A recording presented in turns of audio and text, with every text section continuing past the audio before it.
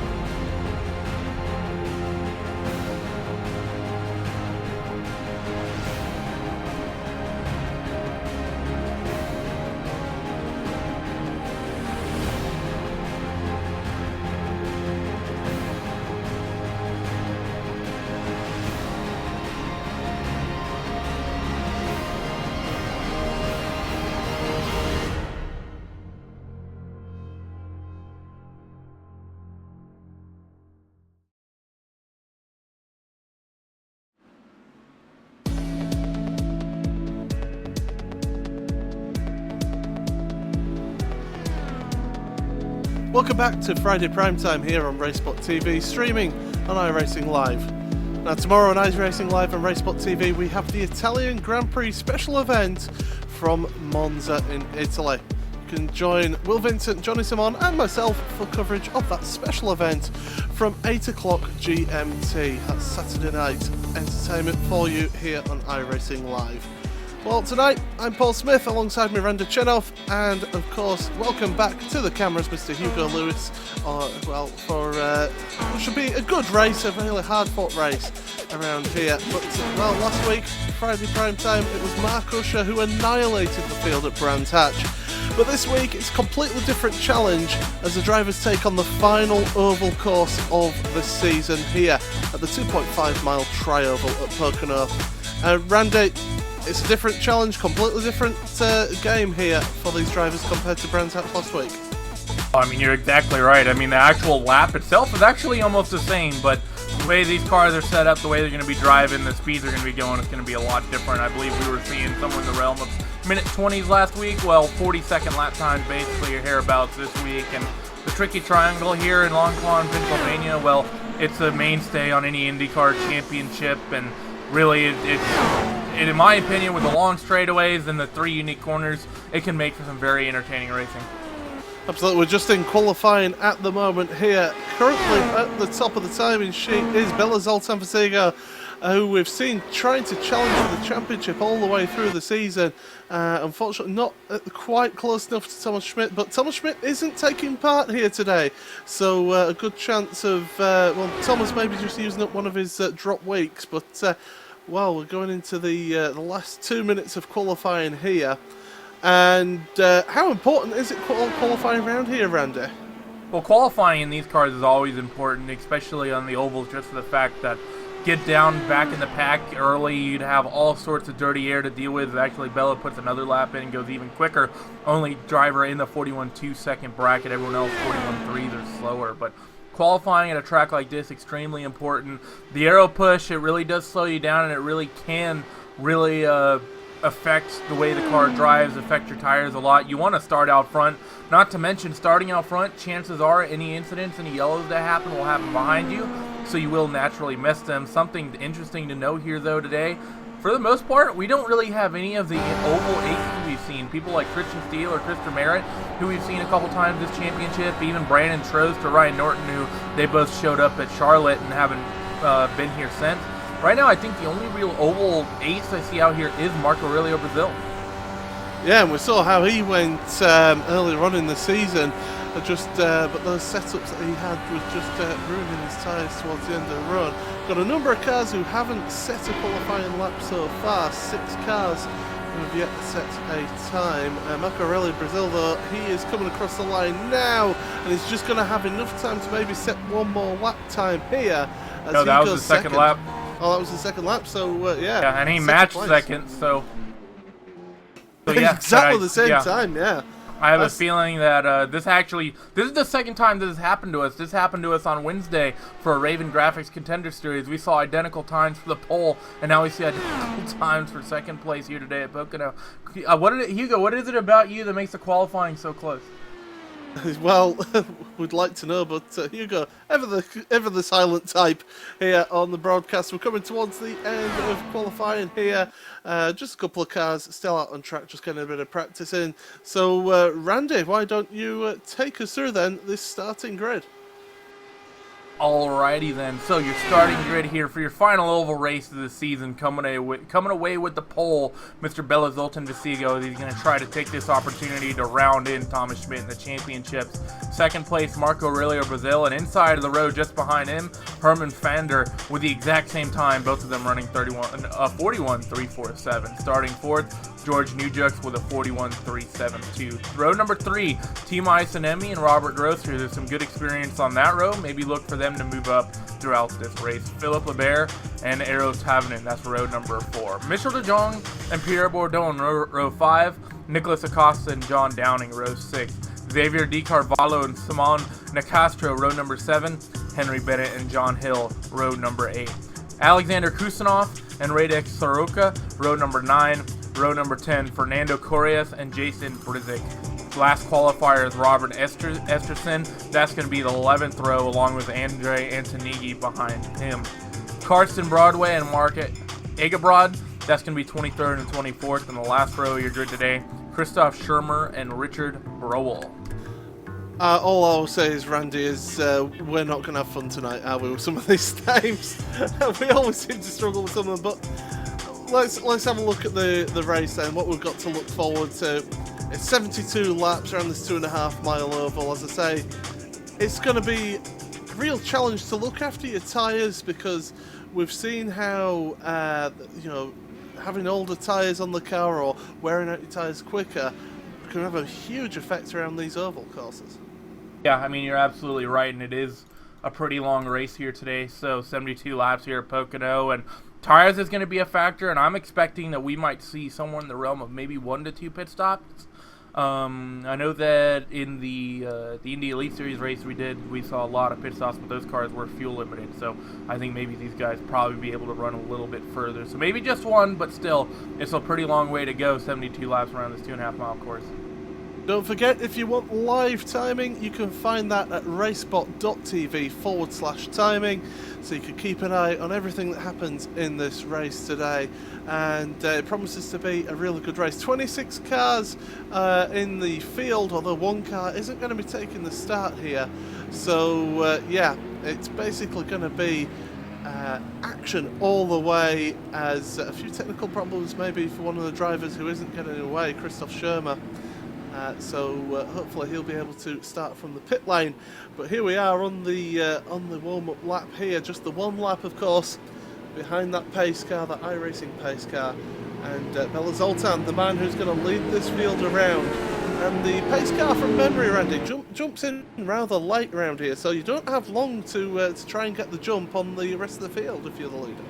Yeah, I mean, the pace car basically ducks down on the green flag more or less immediately comes out. You do not have a lot of time to really play with the green like you would at most road courses and really any oval, and most notably at ovals with the restarts. Playing that pace car on the restarts is a huge way to get yourself an advantage as the leader. But talking about how this race might pan out, if you look at our top six here, you have Bella Zoltan, Visigo, and Herman Fander. That's first and third, the inside of your first two rows. If you look at the outside of those two rows, and then the entirety of the third row, all Vortex machines. So those guys, look to them to work together. Might be able to see those four cars work themselves forward, just do teamwork and working together to get around Bella as well as your third place qualifier for. Yeah, so just around turn 2 here, banking in on each of these turns. Turn 1 it's 14 degrees, turn 2 8 degrees, and the final turn is just 6 degrees of banking here at Pocono. It is a tri-oval, it's a unique course here, and we'll be seeing these drivers going at it, like I say, for 72 laps in this Verizon IndyCar Series race here on RaceSpotTV and iRacingLive. The pace car now will duck down to the driver's left, and we'll be all set for the start of this race. The pace car staying out. It's going to duck down now, and the green flag is out. Away we go, and it's a poor start from Bella Zoltan. Marco Aurelio Brazil straight away into the lead here at the start, but the draft here is so important, and as you say, the aero push is going to be a big thing around here. Everyone getting away well, and around turn 1 they go then, Randy. And, well, it is Marco Aurelio Brazil. Great start from him to get out front. But, well, you're going to be seeing the slipstream. You're going to see the draft coming into effect throughout this race. And we're going to see plenty of changes of position here. Yeah, you're absolutely right. But the thing is Marco Aurelio Brazil, he got this great jump. And I'm not sure. I think he got to the line before Bella Zoltan Visigo is. And to my memory, the start rules say the leader has to get to the line first. Marco may have gotten himself a black flag with that one, though I'm not sure. They come down your long front straightaway for the first time, going full tilt at this point. Yeah, look at them just trying to break that draft, ducking right down. It's a very wide course, this Pocono. That is one thing about this course, is Herman Fander now trying to go the low route on George Newjaps, but Newjaps able to hold out on the wide line. And that's another thing, with it being such a wide course here, there are a couple of lines that you can take, as here comes Herman down the inside of 2, and that corner you do want to take a little bit of a lower line there, but as I was saying, Randy, you really got a choice of lines through a couple of these corners, especially turn 1. Turn 1 somewhat. I think most notably turn 3 is where you're mostly going to see your side-by-side racing. Just, you know, with the flatter banking, you wouldn't think that'd be the way it would work, but just with the geometry of the corner, you can really work that higher line to really sling yourself up and get a lot of speed going down into corner number 1 if you're side-by-side with someone. Important to note that, you know, these corners, I mean, this entire track, like you say, very unique. Turn 1 modeled after the old Trenton, New Jersey, Trenton Raceway in New Jersey. Turn 2, which is where Bella's going now, modeled after Indianapolis. And turn 3, well, that's modeled after Milwaukee. So we don't really see a lot of side-by-side racing at Milwaukee. So it's interesting that turn 3 is the most easy to generate that, as right now Bella goes into turn 3 again, and he's getting chased by George Nujek behind, who George is slowly reeling in that gap. The 21 car, Iro Tarvin, made a move into 2 on Pierre Bourdon, I think it was, and Bourdon has been moved down the order here somewhat as number 4 car now.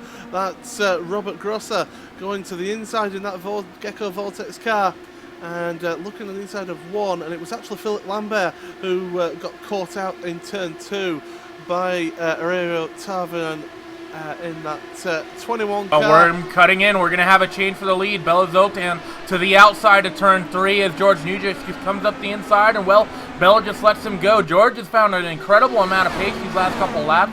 He was 2/10 quicker each of the last 2 laps that gap came down, but look at the way the draft plays effect as he now has your lead going down the front straightaway. Bella cuts in behind.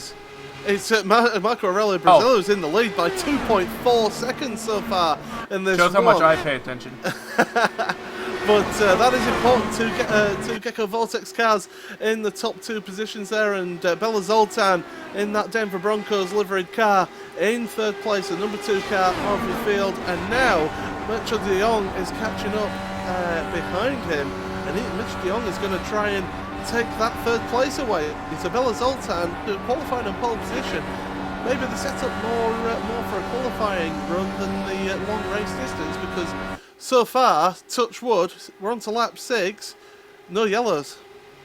Yeah, no yellows just yet. So, I mean, it'd be interesting if Bella's on a qualifying setup basically here, just due to the aero push at this racetrack. Aerodynamics here is very, very important, just for the fact that all the corners are so much different, that being able to make the car work in dirty air is actually a huge part of racing at this racetrack.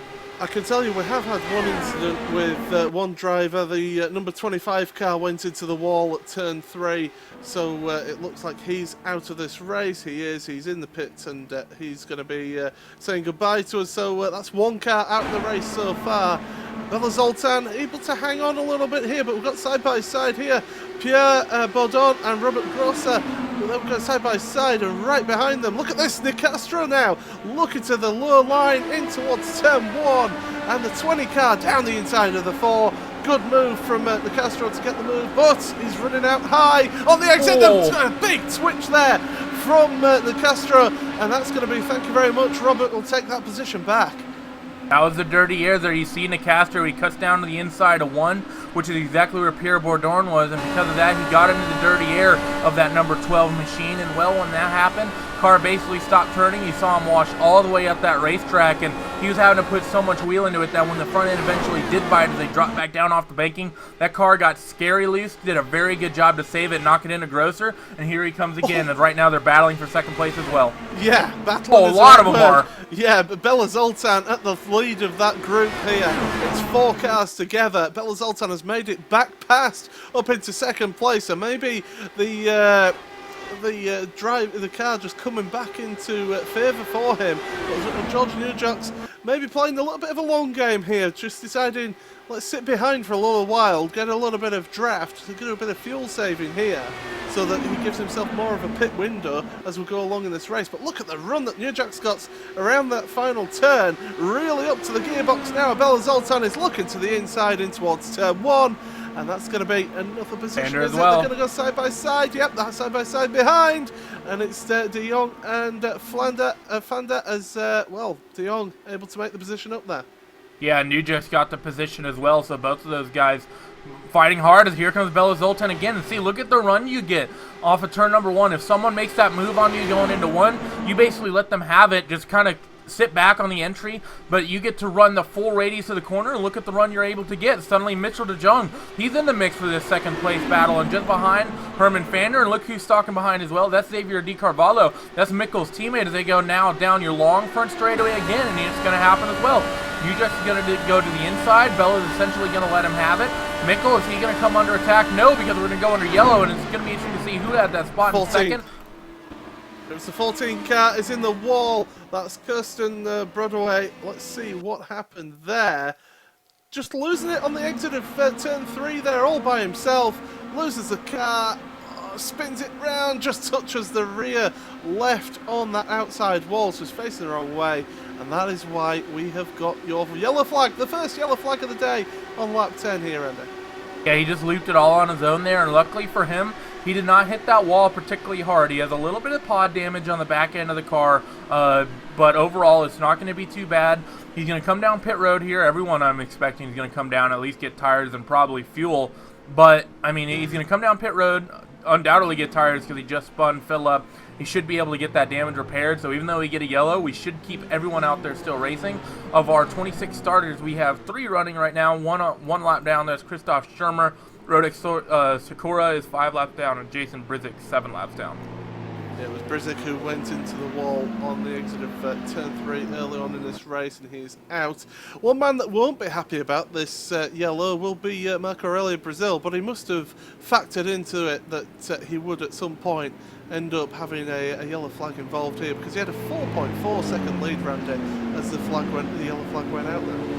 Yeah, and that's actually kind of insane for someone to stretch a 4-second lead in these Indy cars on a big 2.5-mile oval like that. Something tells me that those guys behind, even though they're racing each other hard, maybe they were just fuel saving a little bit, because I mean, you don't see those sort of gaps in these cars.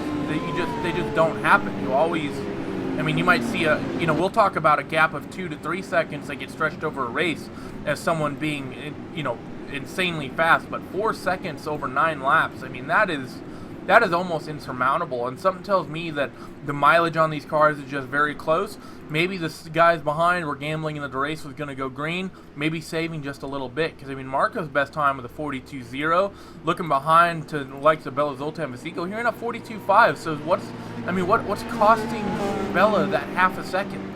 Well, is your leader going to come down onto pit road? No, yes, he is. Very late call there. Somebody who is staying out. That guy's a lap down. He's a lap down. No, so there's somebody else staying out there. That's Cavallo. Okay, so the number 5 car is staying out there. So interesting decision there from Cavallo. Maybe he's heeding the old saying of yellows breed yellows as well. Everyone coming onto pit road, anybody missing their pit stall, they're all going jacked up, and well, away we go. Aurelia Brazil back out in front. Bella Zoltan maybe lose a position or two there on pit exit there, so we'll have to see how all that fans out there, but pretty much everybody has been onto pit road there, apart from Xavier Carvalho and the lap cars. Yeah, so this is going to be interesting here. Just, Carvalho, the tires haven't been used just enough to where they'll be really bad, so Carvalho will still have a decent amount of grip compared to everyone else, but most notably, he will have 9 less laps of fuel than everyone else, so he will be running that light car, so I'm not expecting Xavier to be just slow based on the fact that he stays out. If he's slow, it'll be down to setup or something else, but it's going to be really interesting to see what happens to Bella Zoltan Vasico compared to Marco Aurelio Brazil and everyone else in this stint.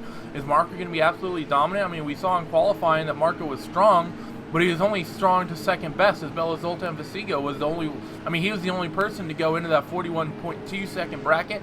Everyone else 41.3s or slower. So it's really interesting to me that Bella would be that much quicker in qualifying, but be this much slower in the race.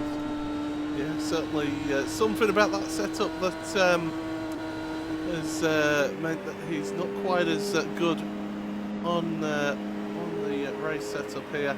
As we come around for another lap, and if you're Cavallo, you must stay out now. You've made that decision, and he'll be staying out here. So too will one of the lap traffic, another one going into the pit. So obviously that lap traffic trying to get the wave by, and there he'll go. So Sakura going past the pace car. So Cavallo at the front of the queue now, but look at those cars behind now.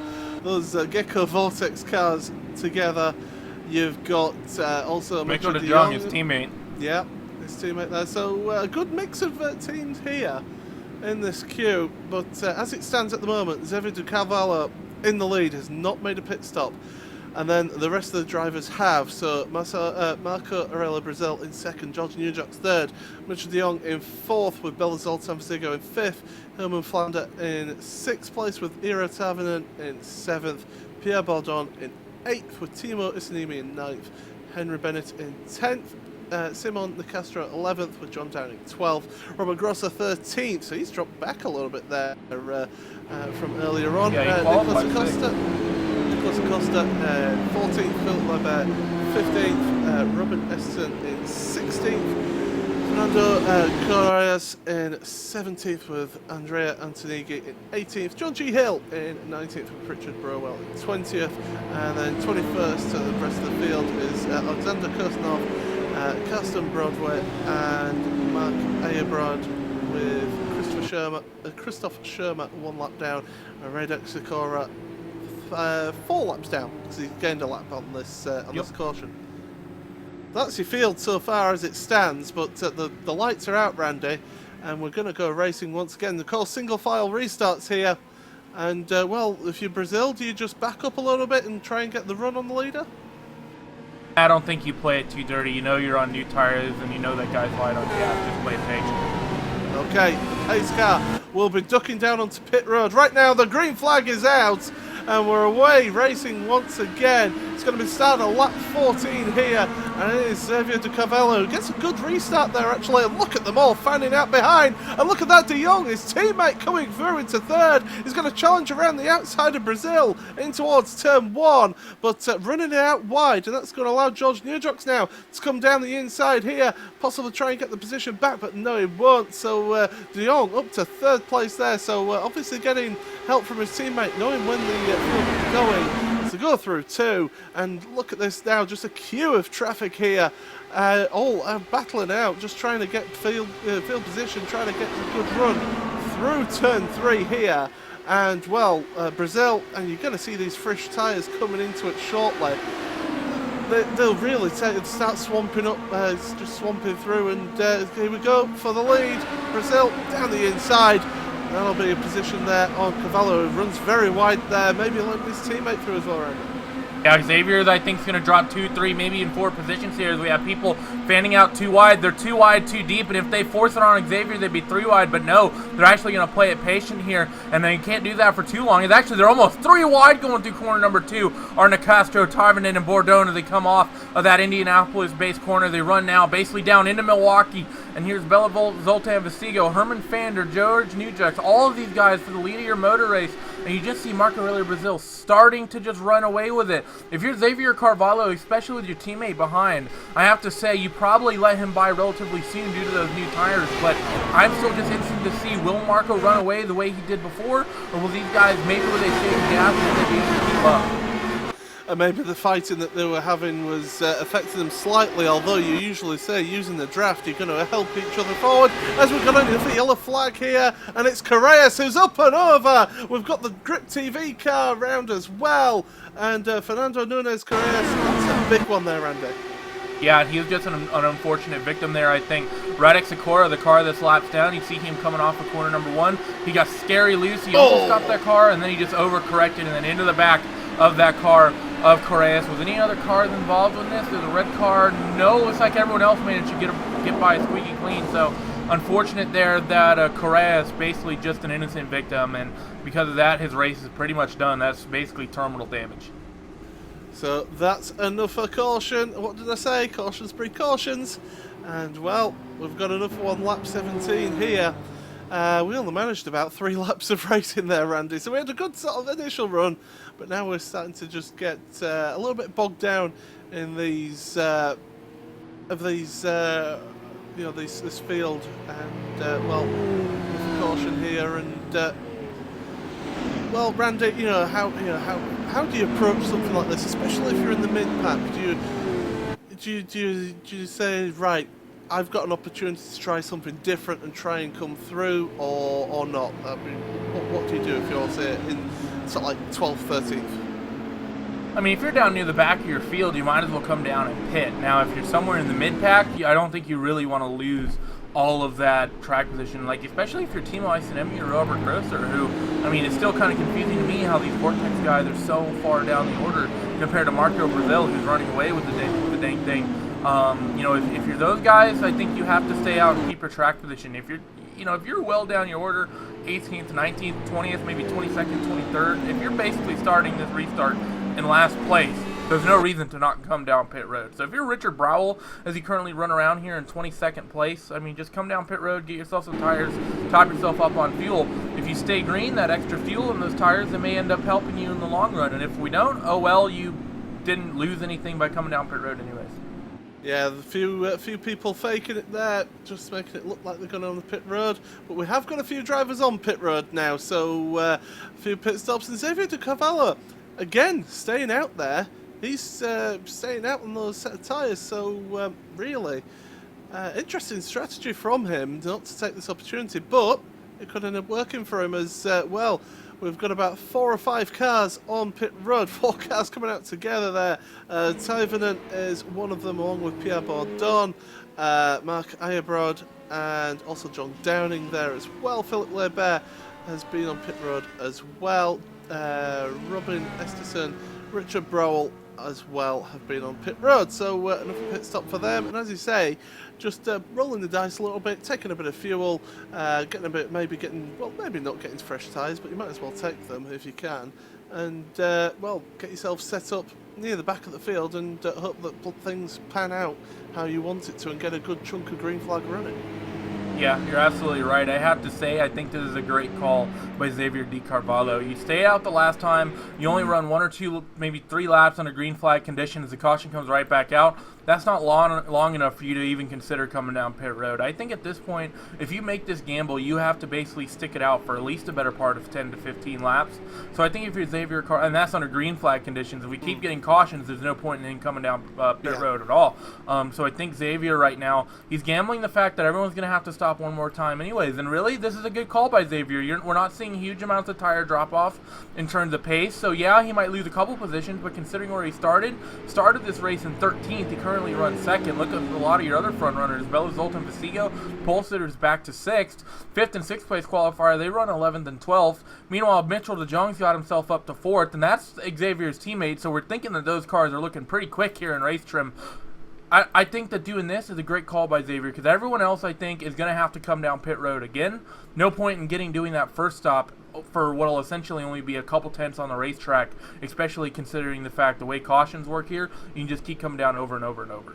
Yeah, exactly, and yeah, it's good to see how different strategies pan out, and we'll see how this one plays out here. Just before we go green once again, don't forget you've got live timing available on the RaceSpot website. Go to RaceSpot.tv/timing to keep up with everything that's going on in this race. And also, as I say that, Hugo, our cameraman, is kindly telling us that actually we've managed to crash the timing screen, so hopefully we'll get that back up and running at some point in this one very shortly. Also, I want to thank Anwen Designs for being the official graphics partner of RaceSpotTV as well.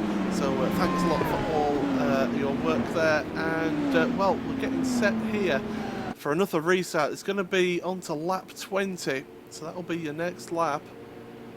And as it stands, Marco Brazil, Xavier de Carvalho and Mitchell de Jong are your top 3. As we go through 2, the lights are out on the pace cars. We will be going green next time. Bye, Randy. Yeah, and this restart is going to be interesting. We saw Xavier get a good jump, but most notably after about a lap, we saw him really start getting swamped. So it's going to be interesting to see how he's able to hold these guys off, and if these guys behind him, I think he's going to play rather nicely with Mikkel, who's his teammate behind. How are those guys going to be able to keep up with Marco Brazil? And with these sizes, we're about to go green once again. I think we're going with the pace car. Going to duck down to the left once again, and the green flag is out, and we are back up and running racing. And Xavier de Carvalho, well, he is trying to hang on to Marco Aurelio, but well, everyone just fanning out once again. Oh, Bella Zoltan, very aggressive there with Simon de Nicastro, and Nicastro is trying to take that low line through there, not able to keep up with him. But well, everybody we see at those restarts just fanning out there. And then, you know, having to come back down into the 1 or maybe 2 lines. It's Bella Zoltan, very close! And we've got a car in the wall here, possibly one of the Gecko Vortex cars. That's 17 car of Herman Fanda. That's a big moment there, Randy. Yeah, that's very scary. Luckily for him, he's able to get that car slowed down as they're basically fanning out 3 wide behind him as well. John G. Hill is involved with this. Andre Antonini just hits the pit lane saying, "Nuh-uh, this is not for me." Robert Esterson, he's shooting the gap on a couple of cars. I mean, this gaggle of cars in your mid-pack is actually insane. As Pierre Bourdon, he works the inside of John G. Hill going into corner number 1, and behind they're still almost 3 wide as they work. Look at Esther Tyrvanen, very slow through corner number 1. That white car, Philippe Lambert, he's there trying to make moves. Broadway's getting passed by Esterson. It's just all happening in this part of the field. Yeah, Robin Esterson, we mentioned him during the last caution. He was one of the people who came onto pit road for tyres and fuel, and in that target car, he's certainly moving up through the field now, up to 16th so far. At the front, Marco Aurelio now 0.9 of a second ahead of Xavier de Carvalho. So Carvalho, is this group of 3 cars fuel saving again, or is it just the fact that Marco Aurelio has got so much pace over the rest of the field here, Andy?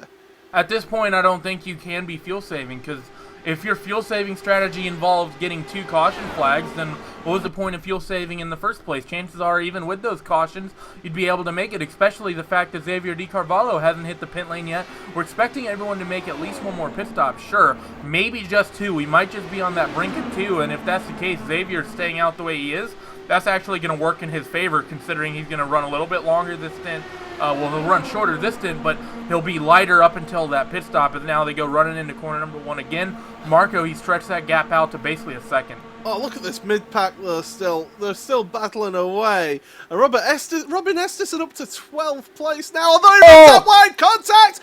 Big instant, sure that's going to be a yellow, yes it is. And there's a number of cars involved in that one. That's 3 cars at least, 4 maybe involved in that one. That's a big scary moment to happen there through turn 1. And unfortunately, we've got yet another yellow here.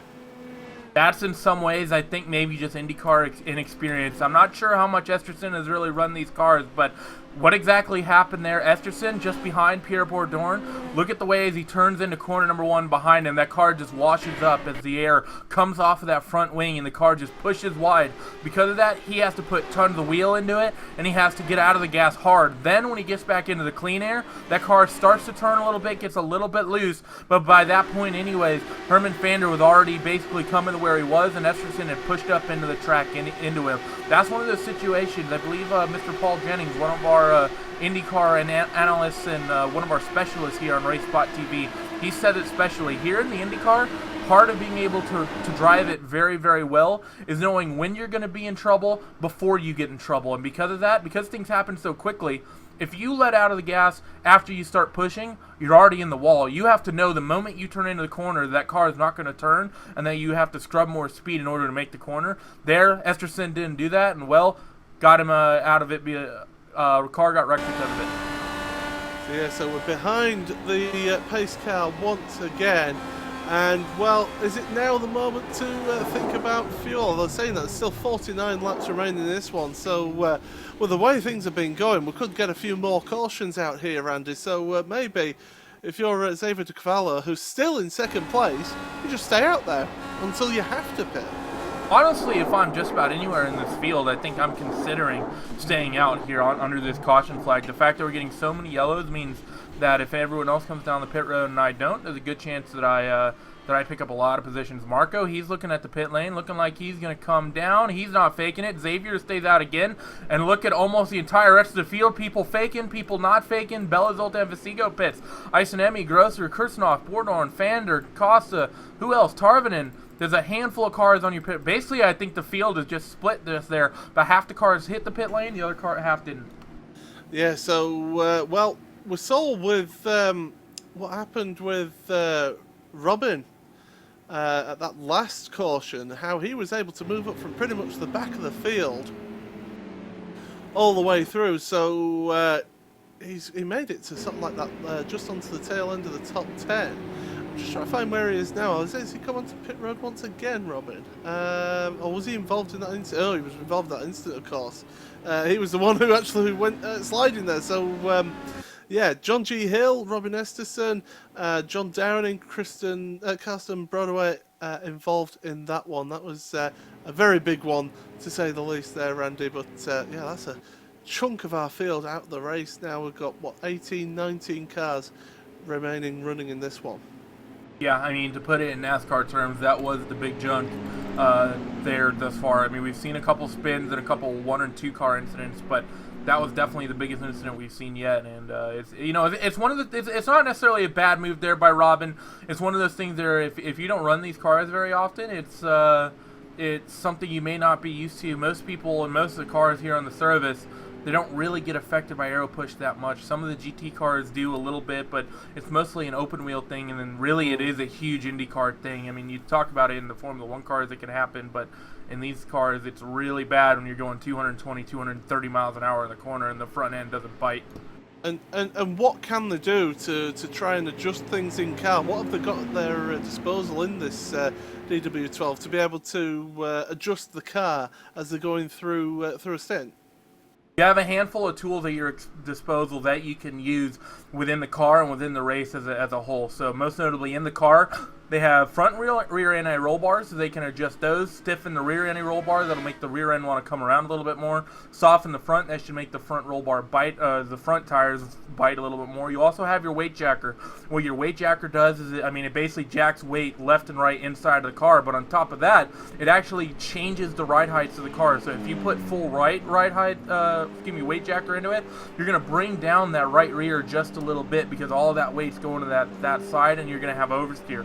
Go the other way, the car will want to get will want to get tight. So you're going to want to play with those in the dirty air. You'll also be playing with those in the clean air. Whatever weight jacker setting you run in dirty air, chances are that's not the setting that you run in clean air. Just because you want the car to rotate so much more, you run that weight jacker setting in clean air, you're going to be probably scary loose. Well, we have got a few of those cars who were involved in that incident back up and running. Bit of damage on the cars, notably the 15 car. You look at the side pods, he's got quite a bit of damage on that one, but he's back up and running. John G. Hill as well, he was involved in that one. That car actually looks pretty straight, apart from maybe the rear parts of the aero over the rear wheels, but certainly at least we've got a few of those cars back up and running. So we've got 21 cars still out there in this race, Randy, so plenty of action still to go in this one. As the lights are out. Yep, lights are out. We're getting ready to go green here, Paul. Yep, and nicely timed that as we're heading into 3. All set for another run of green flags. Hopefully a bit more green flag racing that we will be able to hopefully get a good run now as the safety car once again turns off. The green flag is out. Marco Aurelio getting a good start once again. From the front there's Xavier de Carvalho in second place with Mitch de Jong in third, George Newjacks in fourth place, and then Simon Nicastro up to fifth place, Simon, so good driving from him. Henry Bennett is in sixth place with Philip Lebert in seventh, Andrea Antonighi in 8th at the moment, Bella Zoltan 9th, and Pierre Baudon rounding up your top 10. But, well, you look at that group behind Xavier de Carvalho, they're going too wide into 2 here, and it's Nicastro taking that lower line, not able to get alongside enough and make that move stick. But certainly Nicastro, he's been showing a few moves, he's been sticking his nose in, certainly, Randy, and he's been trying his best to make those moves stick. Yeah, everyone's swerving up and down and all around down this front straightaway trying to break the draft, which is a little bit silly. And like you just say, Nicastro, he's making the move on George Newjacks going into corner number 1, but Mitchell de Jong is slow, so they're going to have to check up not only for the car but for the dirty air. But Nicastro able to just slot just in front of Newjacks, and he actually gets a good run on de Jong as well. Look at the gap that Marco Aurelio Brazil already starting to stretch out. Nicastro, he didn't qualify particularly well, qualified in 14th, but I have to say, he's looking mighty racy today. Yeah, certainly that 20 car is looking good, and the man from Italy, he is certainly pushing his way through, and he's up to 4th place so far, so a good gain of positions here. Xavier de Carvalho as well, another one who's made good positions in this race, up to 2nd from 13th on the grid. Henry Bennett 15th to 6th, so a good run from him as well. Andrea Antonighi, I will say this, 22nd to 10th, so it just goes to show us we're going almost side by side for the 2nd place, that really you can make moves in an oval race, and really it's all about just setting yourself up towards the final sort of third of the race here, Andy. Yeah, you're absolutely right, and like you said, this battle for second is really heating up. Mikko de Jong is not in a situation where he can play patient with his teammate at this point because of the fact he has that very aggressive Nicastro, and look at Nicastro looking to the outside, which is where the clean air is going to be. He's going to be able to get a run, going to tuck into the draft behind Mikko de Jong, but not making the move just yet. Is he going to eyeball it as they enter into corner number 1? Here they come now, but no, Nicastro's just going to sit there in 4th place. I think Xavier de Carvalho, at this point with the tires, is pulling his teammate, and Mikko gets really tight. He pushes up Nicastro, gets scary loose. What a save. George Newjacks, he swerves to get out of the way. Here comes Henry Bennett on the now slow Sapone Nicastro. Sapone is going to drop 3, 4, 5 spots in the blink of an eye. I think he may have just made the slightest of contact with the back of de Jong's car, but a great save that from Nicastro. Certainly held that one well, but yeah, he's dropped down a couple of positions because of that. He's gone from 4th down to 6th as Carvalho is onto pit road here. Is this on purpose? I have to say, yes, it was. It looked like he almost might have spun, and he was very loose getting on. Oh, no, I think he might have sped.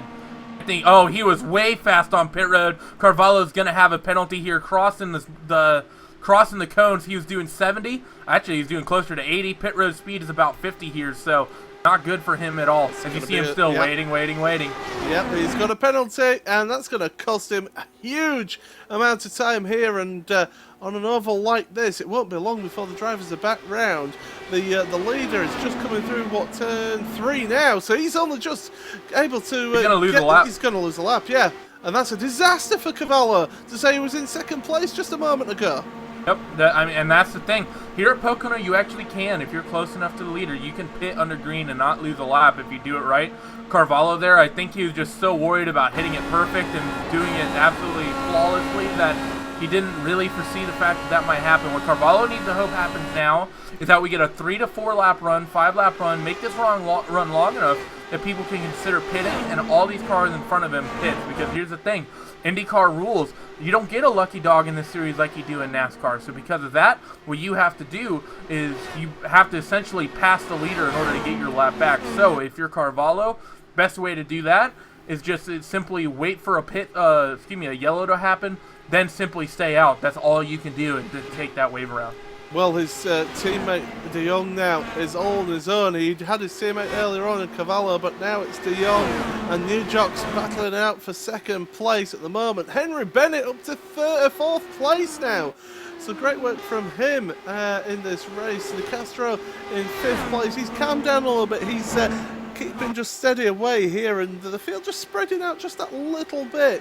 Apart from maybe a couple of pockets of action as Timo Isanimi is looking to the low side of the number 7 car, that's Antonighi, and as we go through that final turn, we've got a good battle here, a good pack of 3 cars together as the 21 car of Tarvinen is going to the outside and take the position. Yeah, I mean, Isanimi didn't really fight in there, and that in these cars can be really smart. Actually, Antonighi gets really slow on the inside of one, and because of that, Tarvinen able to simply drive around him. And that's the thing in these Indy cars. You know, a lot of people, they don't want to do it. They want to fight for every position the way they can, but we've seen a couple times here people fighting for position, they get into one another, and you see a couple cars go out of the race in the blink of an eye. Here, sometimes it's just better to let those cars go and just say, you know what, discretion is the better part of valor, just take it. Yeah, it's a different mentality to the roadside of things. You know, roadside you maybe hang on to a position for all your dear life, whereas on the oval you can afford to maybe work with the car ahead of you, and that is, we see Bella Zoltan dropping down positions, Philip Leber, but he gets the better run out of one here, and he's going to go down the inside into 2 on Leber, and well, Zoltan, the man in second place in the championship, is through there, and well, there you go, so he's back up into that 7th place. But really, Macarelli Brazil 2.4 seconds out in front now. We're getting a good run of green flag racing here, and well, everybody just this field's just settling down now, Randy. Everyone just finding their feet, finding the positions. The Timo Isanimi trying once again on Antonighi for that 10th place. Yeah, so this battle here for 10th is still heating up as Antonighi and Isanimi. Here comes Isanimi. Antonighi really struggled through the middle of corner number 1. You see him, he drops down to about 185 miles an hour, which is well off the pace. I mean, the cars behind through the apex of quarter number 1 were doing 198, 199. So I have to say, with the way he's able to hold that position, he must have that car awfully trimmed out. Either that or turn 1 for him is just a royal struggle. Yeah, as we go through 3 now, and Isanimi getting the run there out of 3 there, and he's, well, he's going to try and run it down the outside, but again... He has that car super trimmed out, because even going through turn 3, he was 6 miles an hour slower than Isanimi going through 3, and he has clean air to Isanimi having dirty air, so Antonighi gets through a little bit better that time around. But he's running that car super, super trimmed out, which if you can stay out front of the pack, that can be really good because they can't get around you. But the moment you start getting caught up in dirty air, you basically will have no downforce. And if Isanimi can make this move stick into 3, he's got a good run. If he can hold this inside, Antonighi I don't think will be able to do very much about it on the outside of 3.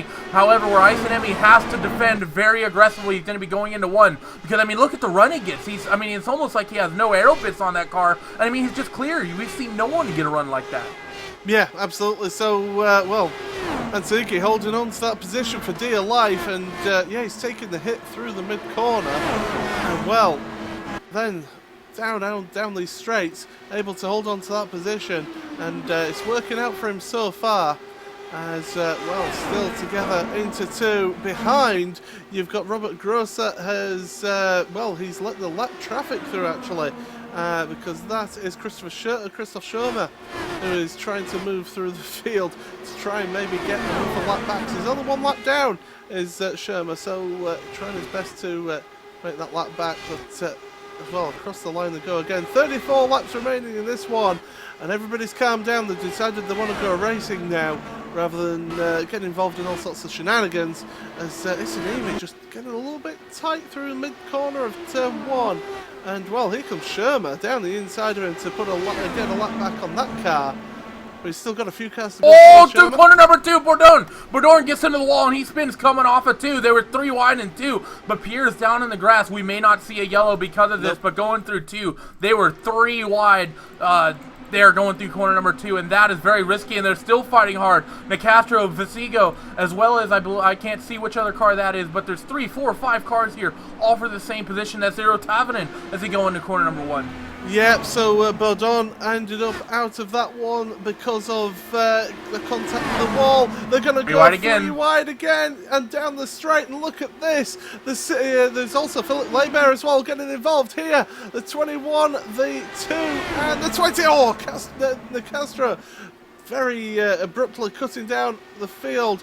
And, well, Sabella Zoltan getting down the inside that 21 car of Tavanen, and well, the man behind, Philip Leibert, will be thinking, come on boys, let's have a bit more of a fight, let's have a slow each other down even more. He's taking the draft here, but look at that, Tavanen, great exit through 3, and able to get the position back on Bella Zoltan. I think Bella may have just let him have it there. I don't think he wanted to go side by side again. I mean, they went 3 wide 2 or 3 times in the span of about 2 laps. I think he was okay with just getting single filed in corner number 1 and taking what he's lost and just running with it. So those guys in a very exciting couple laps there, as Carvalho's still trying to do his recovery run here, still praying for a yellow. I mean, Pierre Bourdon, if that would have brought out the yellow flag, that would have been perfect for Carvalho, because that would have been long enough that everyone would have stopped and he would have been able to stay out and at least get that lap back. Yeah, he would have been in the back, and right now they're still heating up again. Tavanen, Visigo, Nicastro, and Lambert. Yeah, Zoltan and also Tavanen able to get ahead of Nicastro. So Nicastro just dropping back a little bit at this phase of the race here now. And, well, he's having to get defensive from Philip Leibert behind. And he's moving further down the field, so Tavanen and Zoltan 5th and 6th now as we go through 2. You know, we're keeping an eye on everything else that's going on in the race. 1.9 seconds to 2 seconds between your leaders, and well, George Newjack's keeping up with Mitch de Jong in 3rd place for the time being, but it's this battle here for 5th that we're focusing on at the moment, because this is the closest battle on track.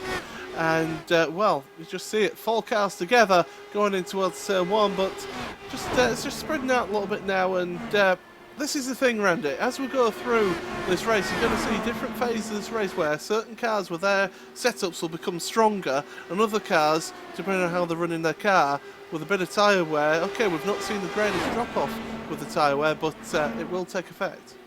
Yeah, I mean, tire wear is huge. I mean, yeah, we're not seeing huge drop-off, but it's somewhere in the realm of 2 to 3, maybe 4/10, which on a track like this really isn't all that much. Talk about a track like Milwaukee, Iowa, a lot of the short tracks these cars run is right now.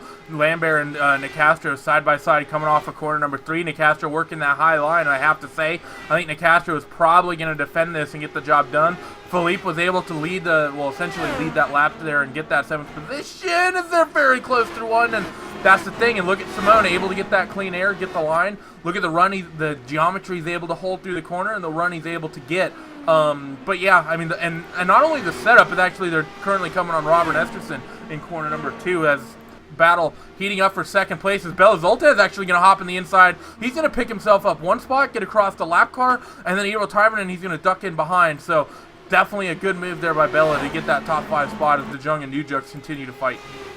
Yeah, as we've got this battle, as you say, de Jong and Newjux out in that second position. They're keeping that 2-second gap between Arella Brazil and De Jong. So these two keeping up with the leader for the time being as they go through turn 2 once again. And how far will they be able to use that draft effect? Will they be feeling it still 2 seconds behind, or is it pretty much out of that draft now, I believe? I think right about 1 second is where the draft really starts. You might get a little bit of it 2 seconds out just because the speeds are so high, but not enough that it even comes anywhere close to making a difference. Right now, the people who would be feeling the draft is actually Marco. Dude, corner number 1 almost spins that car. You talked about the setups. As actually, if something happened to Philip Lambert, he's really slow going into corner number 2, and that car's destroyed. So Marco, you talked about the different setups coming in. Marco really starting to struggle. His last laps have been slower than these guys behind. Marco Riller Brazil, his last lap of 42.6. Cars behind, somewhere in the realm of 42.4s. Philip Lebert was the one who lost control on the exit of turn 1 and goes across the infield and into the wall there with no caution. Of course, if you're new to oval racing, if they spin off to the inside, the caution flag will not come out. It's only if they stay on trackside that you will see the yellow flag as Marco, into the pits here for a pit stop. 26 laps remaining, so well, this is where you'll see drivers going to the end now. Yeah, should be able to make it to the end, easy peasy lemon squeezy on fuel here. And it's going to be an interesting decision for Marco. Tires, I don't think would have been too big an issue. It's mostly going to be gas, and he was getting gas for a long time. Did he maybe speed a little bit coming down the pit road? 10-second pit stop? No, yeah, that was fine. We're looking anywhere to 10 to about 12 seconds here in these comes cars. De Jong, New Jux, everyone else.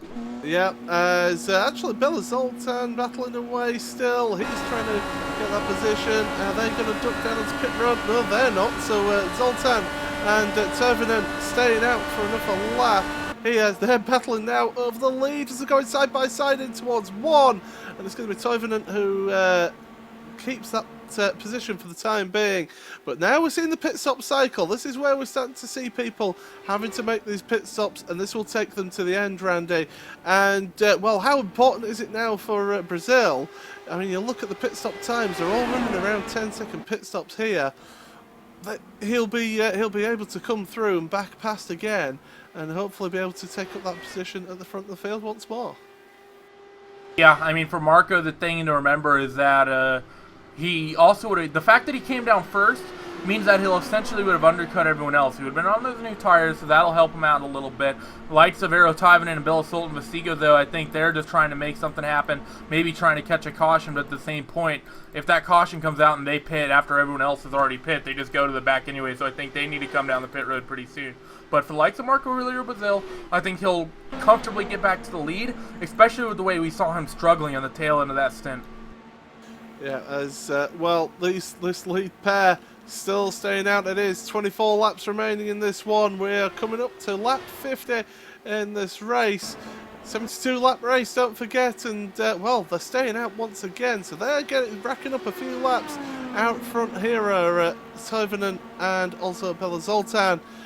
And well, as we're running through, the only driver at the moment who's a lap down is Herman Fander. So everybody else, oh no, sorry, he's 2 laps down. You've got Christoph Schirmer and Robin Esterson as well, a lap down. Of course, we've still got this pit stop cycle going on as Esterson, in fact, is on pit road once again. And well, I think that with him, it's just a case of getting it to the end now, Randy, rather than trying to battle for any positions. Yeah, I mean, pretty much that's really the way it needs to go for him at this point, especially after that one incident, that big incident that we saw. And there we go, and let's see, Bella goes again, Isanemi's going to go again, Grosser's going to go again, Antonighi, he's going to go again, Kirsanov and Acosta, let's see what they do. Actually, Acosta just got around Kirsanov here. They're both going to go again. Richard Rowell, he's going to go again, so he's, that was a little bit of an early pit stop there, but, you know, not too early there by Aero. As well, we've got the through this pit stop phase. Kirsanov, in fact, is only half a second behind Acosta at the moment. Of course, these two haven't made this final pit stop here. They're up to 5th and 6th in this one. And Kirsanov, we saw in one of the other oval races. he started pretty much further down, Randy, and worked his way through, and I believe he got involved in an incident that cost him a good finishing position, but he was able to work his way through the field. And okay, he's yet to have the final pit stop, but really, he's showing good pace once again of being able to work through the field slowly but surely. Yeah, having himself a pretty good run here today, which is what he needs. And I mean, here at a track like Pocono, it's always fun. We've seen several people who qualified relatively poorly run really strong. We've also seen people who qualified really strong run very poorly here in the race today. So Pocono, and the fact that we're seeing that today, it's good to see that he's having a good run. Yeah, as well, Isinimi, Grosser, Bella Zoltan, and Tanigi comes into pit road now. So that's another one out of the way for Macarelli Brazil. And, well, across the line they go. We've got to wait until this pit stop cycle all just pans out so we can see how your field is then set for the closing stages. 20 laps remaining in this one here on iRacingLive and RaceSpotTV. It is Paul Smith, Randy Chenoff and Hugo Lewis on cameras for you tonight, and we've been seeing some really close racing, and Robert Grosser on his teammate is certainly getting very close. Yeah, Isinemi and Grosser, we know these Vortex guys, they always race each other hard as they all go around. Again, your people have yet to stop for the most part. And Acosta and Kirsanov, let's see what they do as they come by. We know Antoniki just hit the pit lane, and who's that just buzzed by him? That was Christoph Schirmer. So let's see what these guys do. They stay out again as well. So it's going to be interesting to see and it's going to be interesting to see here exactly how long these guys go before hitting the pit lane. Are these guys waiting for a yellow? Is that what they're doing, or are they just seeing how far they can go now and just have a quick splash and dash at the end? Some of these guys that were towards the back, they may have filled up at yellows where other people didn't. However, we've had a pretty long green flag run. I'm not actually sure you can make it from the end here to, the last green flag, the last caution we had was lap 26, and we're currently working lap 55, so it's a bit better part of about a 31 lap run or so, 30 lap run. So you can't make it to the end here, and maybe they're waiting for a caution, but at this point, I think if everyone can make it to the end, you're not going to come down pit road just for tires, so the drop-off isn't that significant, especially when there's a handful of cars as Grosser hits the pit lane. Yep, so a couple cars onto pit road now, making their final pit stops. Kirsanov, Isinimi, and Bella Zoltan Vasiga out at the front there. They are staying out for the time being all over. Bella Zoltan, come onto pit road here. Will Isinimi stay out? No, he's coming onto pit road. And the final one of the top three then, Kirsanov. Will he stay out, or is he going to come on to pit road? We've got 18 laps remaining in this one. 17 laps as the leader goes across the line. And Kirsanov comes across into pit road. So this is now your final cars making their pit stops at Macarelli Brazil. Back into the lead here. John G. Hill just coming out of pit road there as well. So he's a lap down in this one here. But 17 laps remaining. Bella overshot in the box. Yep, so in the pit lane. Yep, Bella Zoltan coming across, back onto the track in 5th place. Simon De Castro trying to catch up to the back of him, who is in 6th place at the moment. So Kirsanov, still very long pit stops. He must have had a speeding penalty here. We've seen a few cars getting involved in pit lane speed limit infractions. As Carvalho going down the inside of Isinimi. And Carvalho, of course, he pitted a bit out of sequence to everyone else. He'll be making it to the end here, won't he? So, I would have thought. Maybe just. Yeah. He's in 9th place at the moment, as Xavier, so move back up the field after making that mistake, as we've got a battle on here between Henry Bennett and also Eero Tavanen. And Tavanen making it past Henry, so up into 3rd place for the man from the Finland club. Tavanen into 3rd. Yeah, great move by him. And, look at the way this field gets strung out after these green flag pit stops. Marco goes from like a 1.5 second lead to almost a 4.5 second lead. The gap from 1st to 3rd is suddenly 11 seconds. There's a lot of mistakes that just cost people some good spots here on the pit lane. Look at Simon De Castro. Simone was involved in that lead, or almost lead battle there for a while. He's now 18 seconds off your leaders, and he's 13 seconds off of Mikkel de Jong, and that was someone he was fighting with before the pit stops ever happened. Yeah, so it certainly spread out this field a bit. And well, with 15 laps remaining here, it is Macarelli Brazil in the lead, as we've got a battle here between Cavallo and Isanimi. This is over 9th and 10th. But I was quickly going to run you through top 10 then. So Aureli Brazil in first, but De Jong in second, Tavernen in third, Bennett in fourth, Villa Zoltan Visigo in fifth, with Nicastro in sixth, Ayabrod in seventh place with Grosser in eighth, and then it's this battle, Cavallo and Isanimi 9th and 10th. That's your top 10 as we're going They're about to switch. Yep, they certainly are. And Isanimi, well, you say that, he's not able to get alongside. So Cavallo running a little bit less wing than Isanimi, and is that why he's getting the better run through the turns? I mean, maybe, considering the run that Carvalho got through the middle of one. Yeah, maybe the older tires too. I mean, considering the run Carvalho got through one there, and the run that Isanimi was able to get going on down your long pond straightaway, I think it might be less wing. As you see Isanimi, he has to essentially let out of it, and that's the thing here. At this, going into corner number 2, very difficult to make that outside line work. Really, especially, I mean, like I said, the corners 1 and 2, you essentially have to undercut it. And actually, I think Carvalho coming back down the pit lane, so we know he can't make it. Yeah, that's a shame for him as he hits the pit limiter there. 60-mile-an-hour limit here at Pocono as he goes down pit road, so he's going to be taking a splash of fuel and tyres as well. So dropping down the order, Cavallo. It's been a bit of a disaster with that run that he had into pit road that last time, getting that speeding penalty. And well, 8.3 second pit stop for Cavallo as he comes out pit road, and he comes out here. Will he be ahead of John G. Hill? Is John G. Hill coming down pit straight now? And yes, he will. So he's in 14th place for the time being here, as though John G. Hill is looking to the high line here on Cavallo, but not able to make it work. So Cavallo ended up in 14th after at one point running in the lead of this race. Carvalho didn't really have the strategy, I don't think, to really get there. I think that, I mean, not to mention he sped on pit road that one time. He really needed a caution.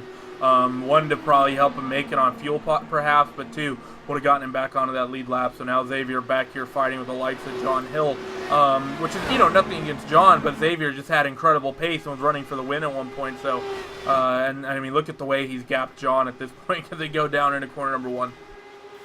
Well, looking at some of the guys who have been moving through the field in this one, Henry Bennett started 15th up to 4th place, a really good run for him. Simon Nicastro 14th to 6th. The big mover here, Mark Ayabrod, 24th, didn't set a lap time. He's currently in 8th place. We've not really spoken about him, but Mark really quietly going about his business here, Randy, doing a fantastic job up in that 8th position. Yeah, and sometimes that's all you have to do in these Indy cars. You don't have to be super fast, super racy, battling with a bunch of people. We haven't talked about him at all, like you said. Started essentially in the second, I mean, basically in last, is the second to last row. So 24th up to 8th, great run from him, getting a solid top 10. A couple other strong movers, like you mentioned, Nicastro and Henry Bennett. Henry from 15th to 4th. Well, as we go into the final 10 laps of this race, then 25 miles left to go in this one. Of course, a 2.5 mile course here at Pocono. Math. Yep, math, you can count on it. As we go through turn 3 there for the leader, as we go through there for another lap. And well, it is the closest battle is that one for 7th place. Robert Grosser and Mark Ayabrod. There's only 0.4 of a second between them. And Ayabrod could make up another position here in this race before this. Marco got the wall. Marco got the wall coming off of 1. Right, so we'll have to see if that affects his car at all. But yeah, just a little brush there, Randy. Certainly getting close there, that's for sure.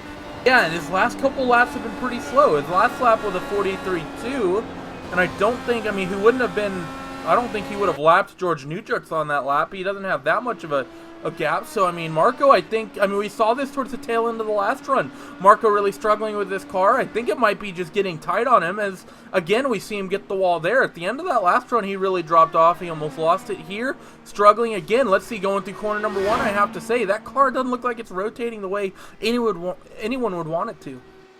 Was it Auto Club where we saw him where he really he struggled midway through his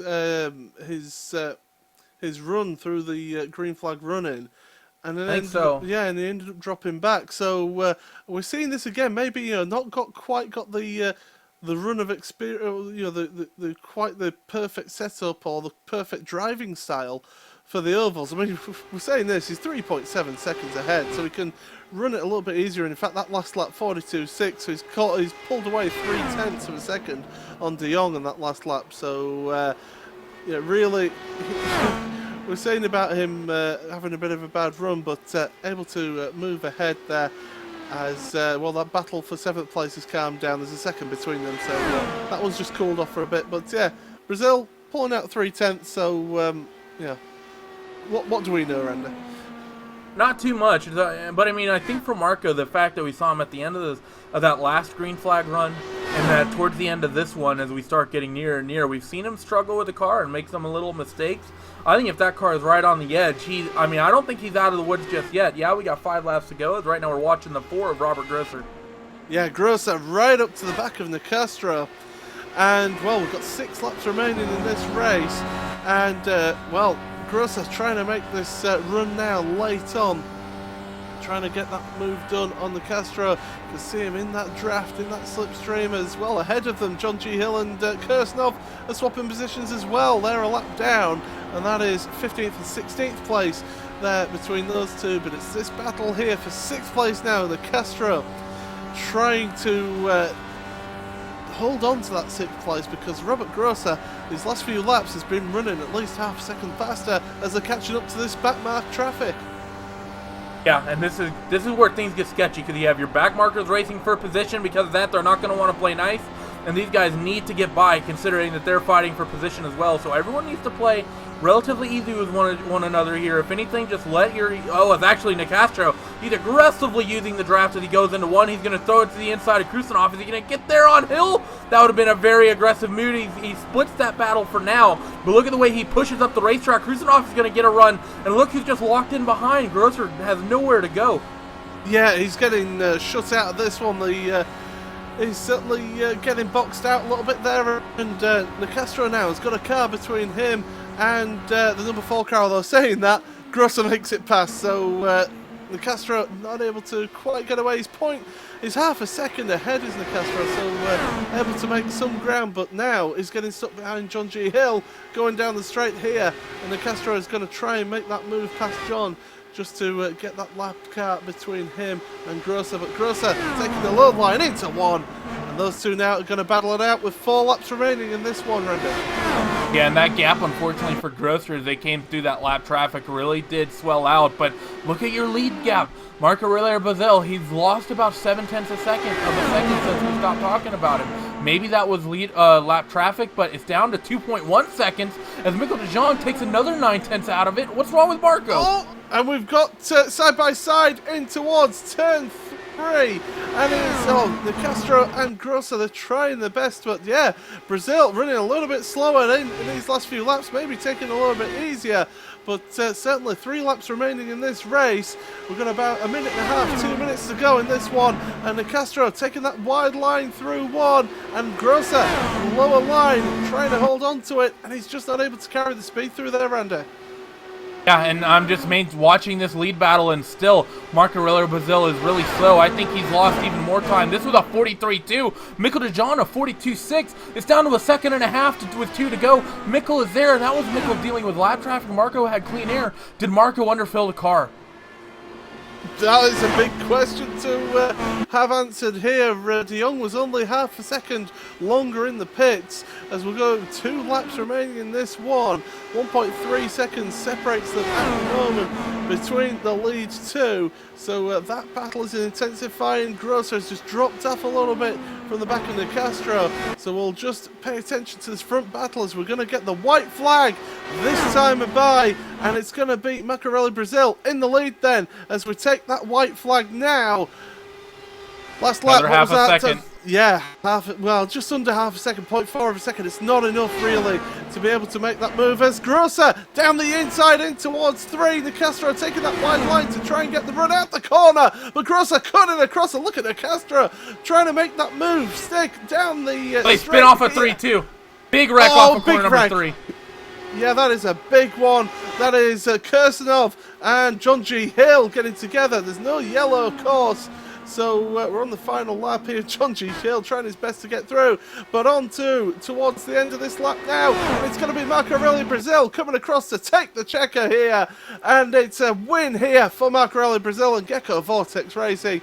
Mitchell de Jong in second place. So De Castro, though, battling away in towards that final corner. They're going to go side by side through here. They're going to get caught up by lap traffic as well. And it's going to be De Castro just gets a move done on Grosser as they come through that final corner, and it's going to be De Castro that takes that position ahead of Grosser. Great move there towards the end to use that lap traffic. Everybody else, well, has made it through here towards the end of the race. Richard Browell, the last one on the lead lap, is going to come through at turn 3 here. And, well, that was a big wreck. Randy, what happened with that wreck there between John G. Hill and Kirsanov? I actually really didn't see it. I'm just looking at the replay now, but whatever happened, it was Kirsanov got really loose. Okay, so Kirsanov was on the inside of corner number 3, I think, either trying to fight with these guys or just let him go. No, this would have been for position. He would have been fighting with John G. Hill, and just down to the inside, he just basically lost it all on his own, and once that happened, well, up into John Hill he went, and, well, basically GG them.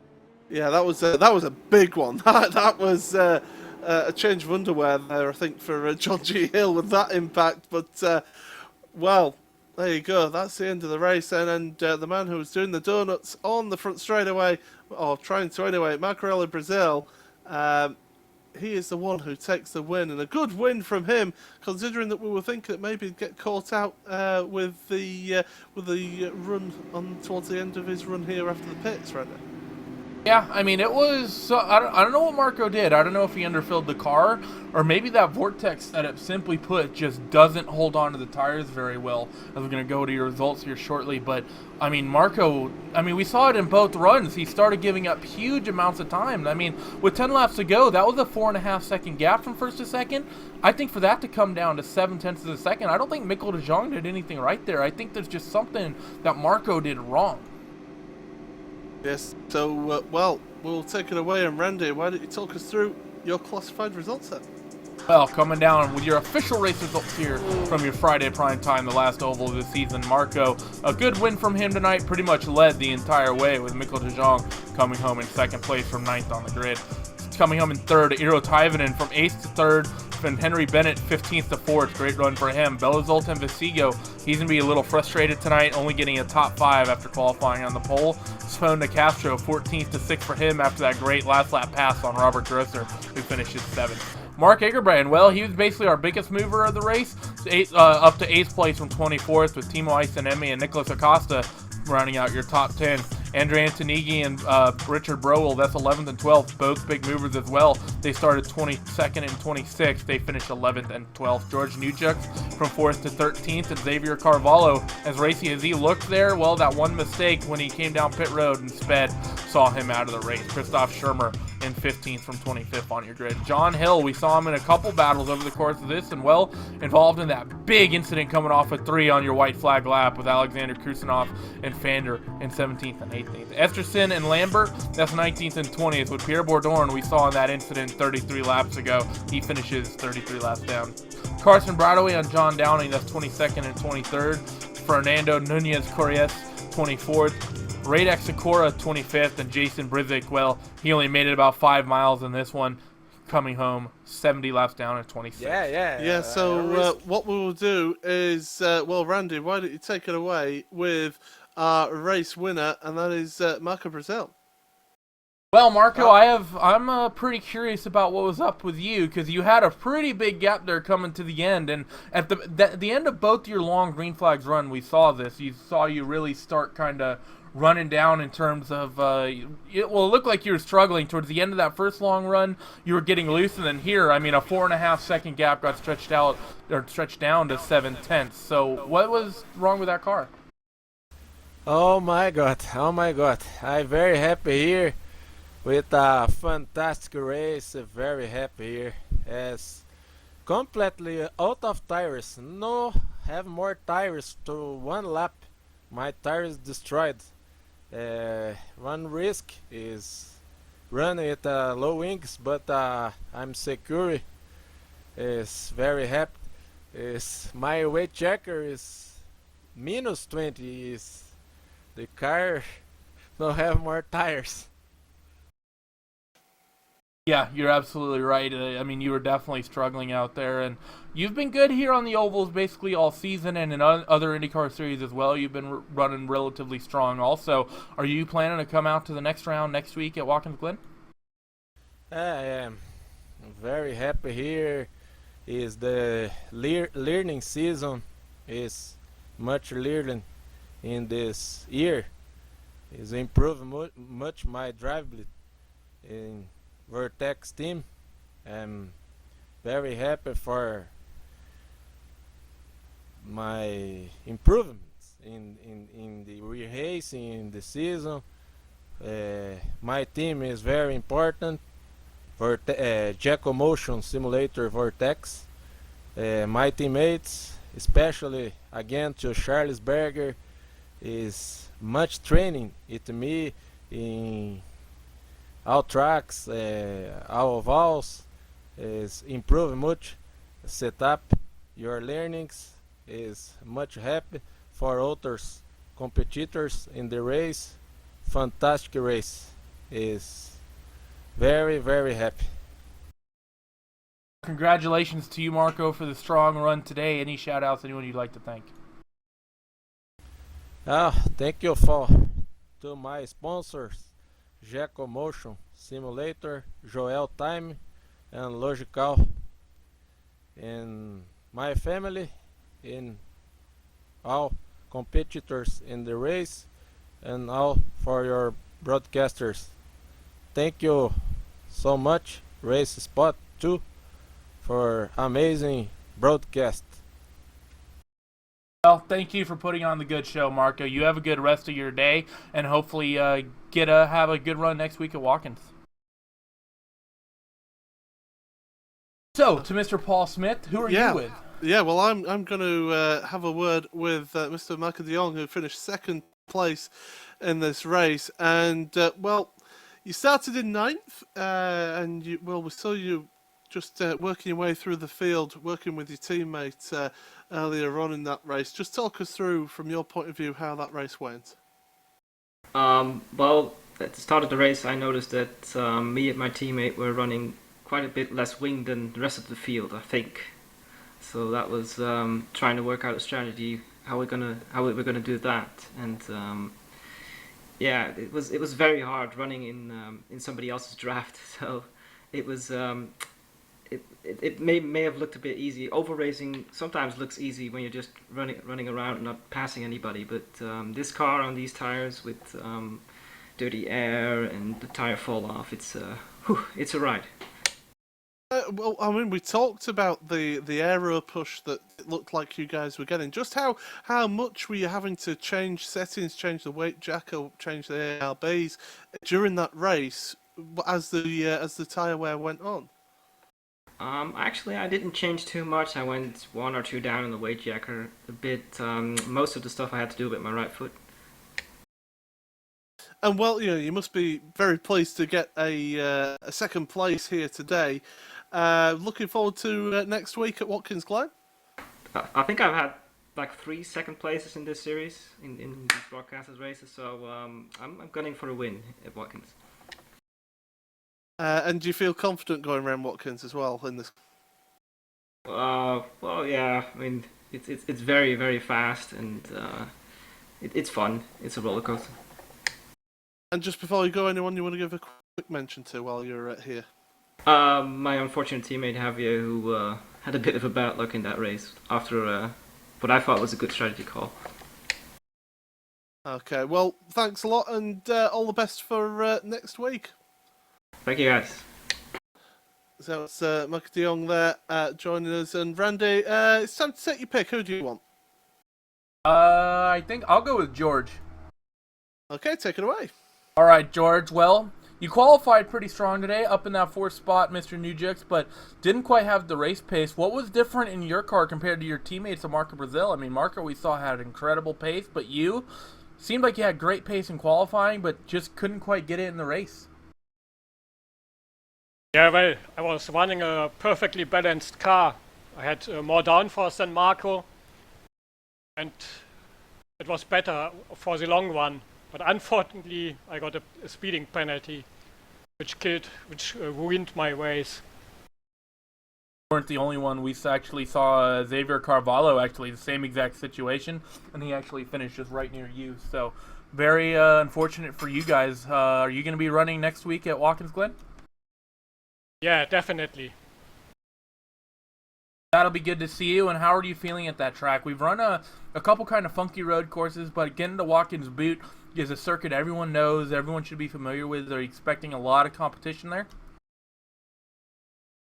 Yeah, Watkins is a great track, and it's an original IndyCar track.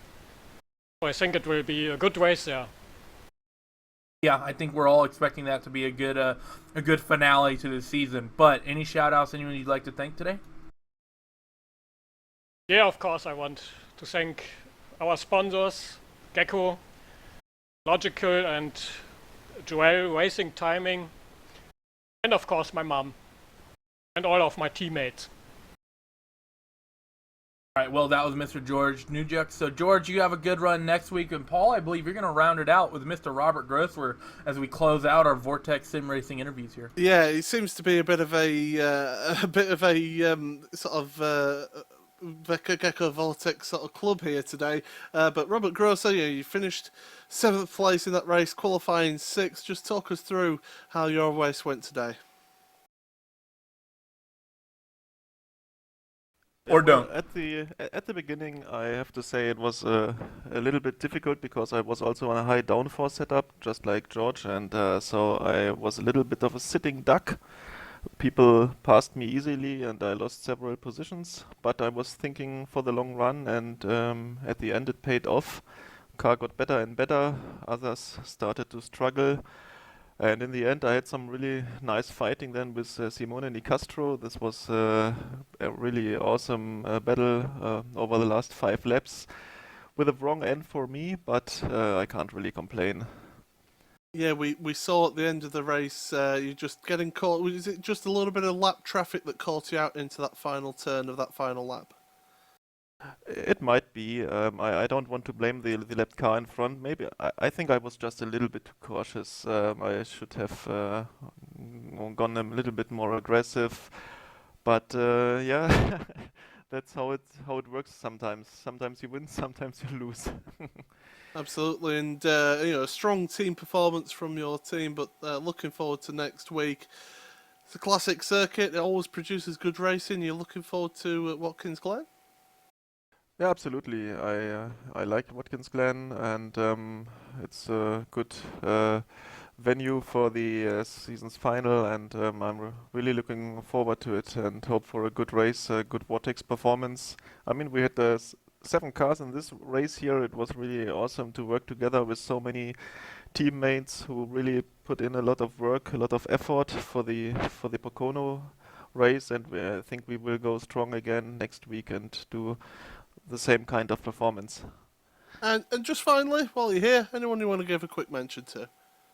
A very quick mention, of course, to Gecko Motion Simulators, Logical, and Joel Real Timing.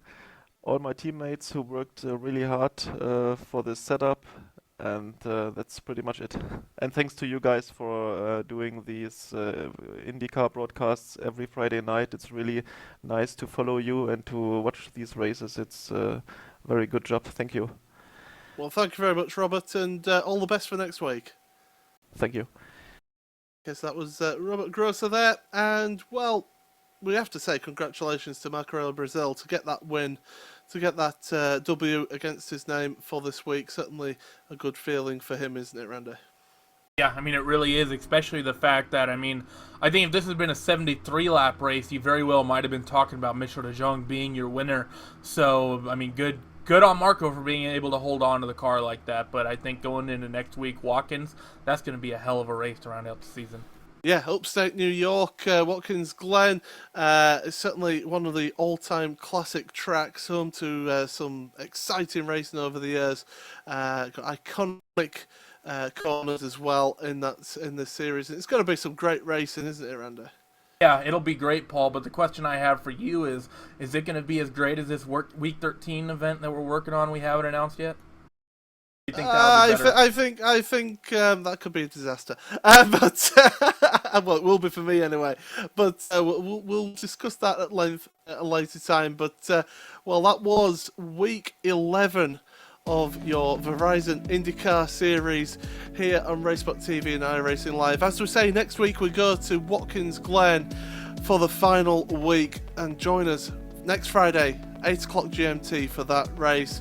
And don't forget, tomorrow also on iRacingLive and RaceSpotTV we have the Italian Grand Prix special event from the Autodromo Monza. And well, from 8 o'clock GMT you can join Will Vincent, Johnny Simon, and I'm making an appearance on the coverage for that special event, so make sure you check that one out. Paul. So it should be a great event. And well, from myself, Paul Smith, from the ever so cheerful Randy Chenoff, and from Hugo Lewis on the cameras, and from everyone here at RaceSpotTV and iRacingLive, it's good night.